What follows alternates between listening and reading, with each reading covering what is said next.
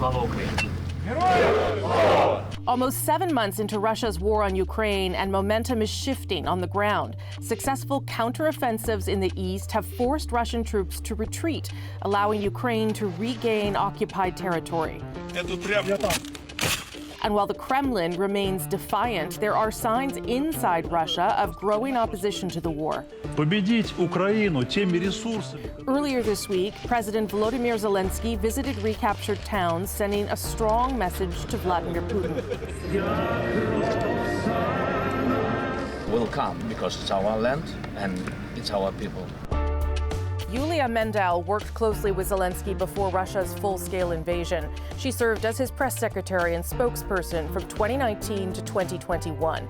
Her first book, The Fight of Our Lives, was published this week. I spoke to her before I left for London. Iuliia Mendel, thank you for joining us. Appreciate it. Well, thank you for having me. It's my pleasure.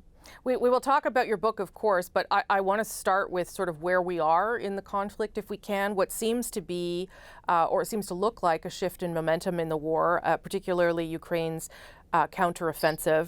The country's managed to retake part of that occupied territory, and I wonder what you think of that recent success, what it tells you. Well, Rosemary, of course, for Ukrainians, it's already a celebration because we showed to the world and we proved to ourselves that we can kick Russians out of our country. But at the same time, we all understand that the war is not over because there are a lot of Russians everywhere in the east and the south of the country, and they are keeping doing their awful things and atrocities and all those horrors of occupation. So we think that this already showed to our partners that we are quite determined and that our army and our government will be working and will be fighting to the very end for our freedom and our democracy. And this is already a call for international partners to stay united and to stay strong around Ukraine to the very end.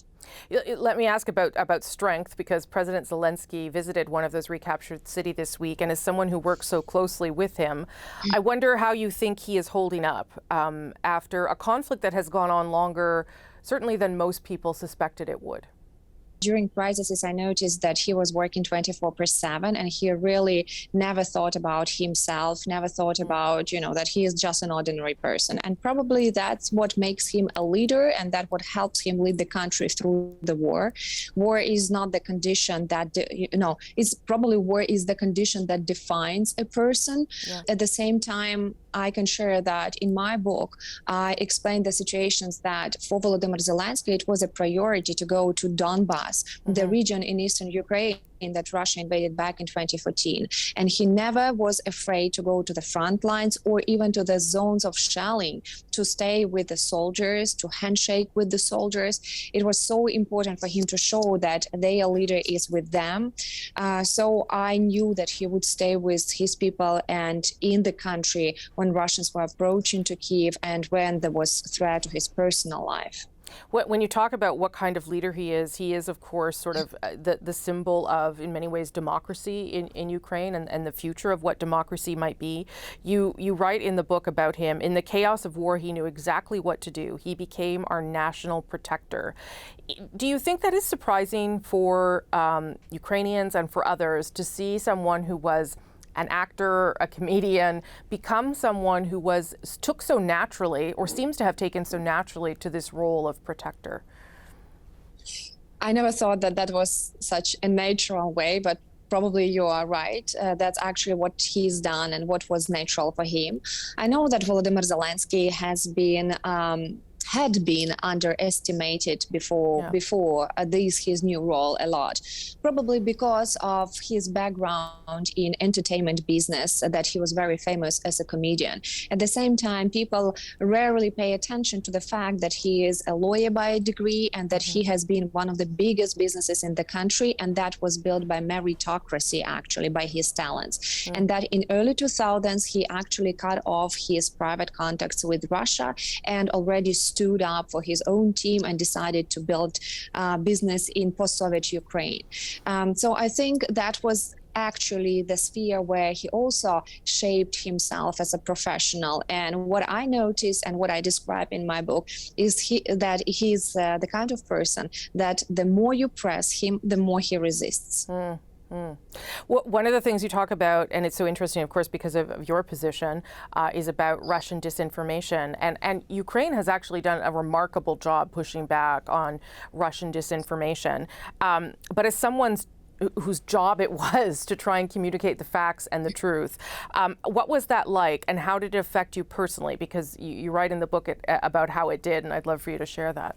Well, Russia is the golden champion of lies and propaganda, and it spreads its negative practices through television, but also through internet, trying to make impact on the societies, trying to play with the fears, with the emotions, trying to undermine people and to divide societies.